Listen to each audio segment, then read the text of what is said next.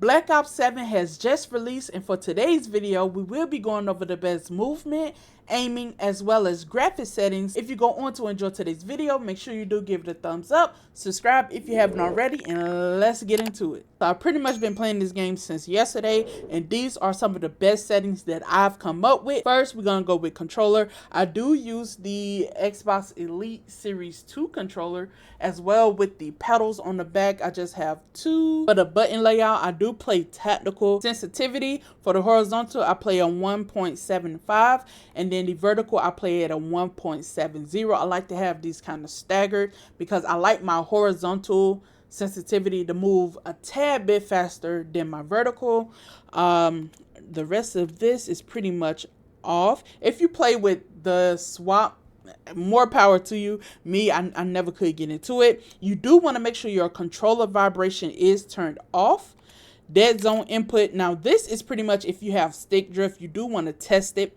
But for the left stick, I have this at 3. Now your left stick max, you want this around 80 to like 65.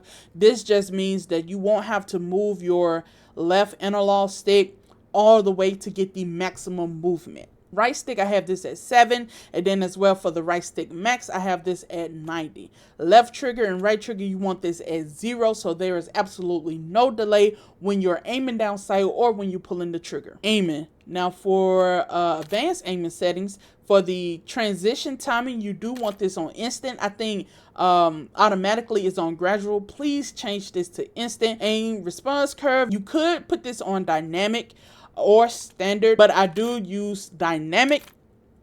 And then I do custom sensitivity per zoom. Let's see, I do kind of gradually increase to 1 because I never really play with any of these right here, so that really doesn't matter. But for the first couple, I do have this on 0.80, then I go up to 0.85, 0.90 to 0.95, and then 1.0.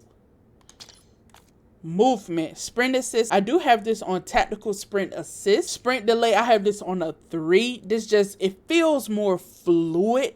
You will have to have a keyboard to type this in. If not, because it just go up to 0 to 50 to 100, I believe. So 50 is way too slow. So I do have this on 3. Sprint assist sideways on, sprint assist backwards on.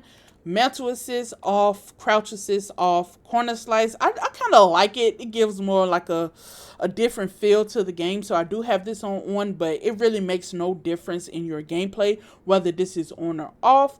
Wall jump assist, I have this on off. Combat roll assist off. Slide dive behavior, I do have this on tap to slide. Now you can do tap to slide or hybrid. I haven't really gotten the hang of hybrid yet, so I do have this only on tap to slide because I do tend to slide a lot more than I actually dive. Automatic airborne mantle off, sprint restore on, splat.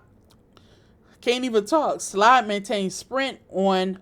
Parachute, this really doesn't matter in multiplayer. Let's see, combat roll behavior, I have this on tap to slide. Combat roll camera, advanced movement. Okay, tactical sprint activation, I do have this on single tap sprint. And that is pretty much it. Vehicle behaviors, don't really use that. Aim down sight behavior, I have this on hold. Pretty much all of this is standard except the C4 detonation. I do have this on 1x1. Combat advanced, did I change anything in this? Akimbo behavior, I do play with this on paired. Oh, here we go. Interact behavior, I do have this on prioritize reload because again, I play multiplayer, so I have no reason to interact or tap to reload, tap to interact, anything like that. So I always want to prioritize reload. Anything else? Depleted ammo weapon switch on, weapon mount movement on. Wait. Okay, no, I have this on off. I had to read to see what it was, but I have this off. And that is pretty much it. Okay, that's it for the controller settings. Now let's go over to the graphics settings. I do play on PC and I have a 5070. So if you are on console, this part right here may look a little different. I play on full screen borderless. Let's see. I have all the VSync things turned off. I have HDR, I have that turned off as well. Now quality, I do use Fidelity FX Cast. And I have that set all the way to 100. This kind of just brightens your screen a little bit better. I have this VRAM scale target at 70. And pretty much all of this right here is just pretty much based on what your PC can handle. I have everything pretty much on low. Some things are on high because I do record videos and I want it to look good for you guys. Depth of field, I have this on off. Detail quality, I have high. Particle resolution, I have this very low. There's really no reason to have this on high. If you have it on high, your frames will be impacted, so I just use very low. Bullet impacts off unless I am testing weapons for my class setups and I need to see the recoil pattern. That's the only reason why I will have that on, but most of the time when I'm just playing, I do have it off. Persistent effects, I have this off as well. Shader quality, I have this on high. On demand texture streaming, I have this optimized. Let's see, anything, let's see. Okay, screen space shadows, I have this high.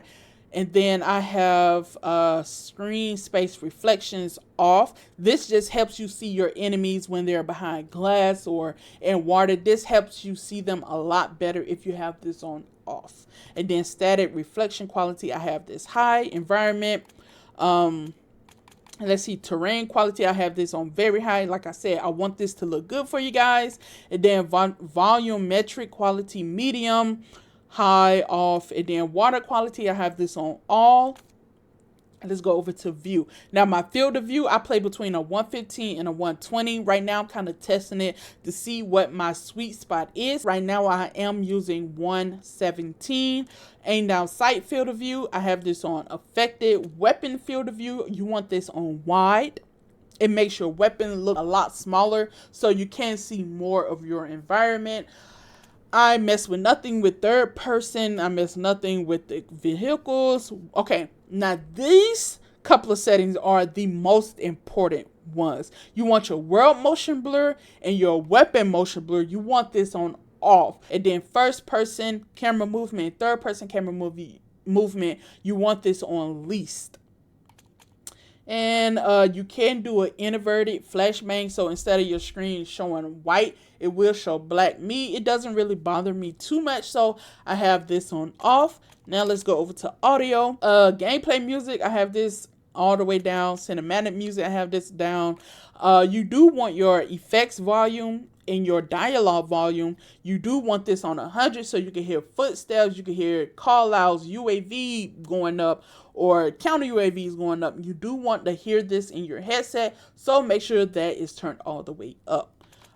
Pretty much everything down here is just really nothing important. Voice chat, that's not important at all. Now let's go over to interface. I do have that skip intro movie telemetry. I do have my FPS counters, server latency, and packet loss on. So this just tells me the frames I'm getting, if I have any server latency, and if I have any packet loss. Readability, where is it? Okay, color customization.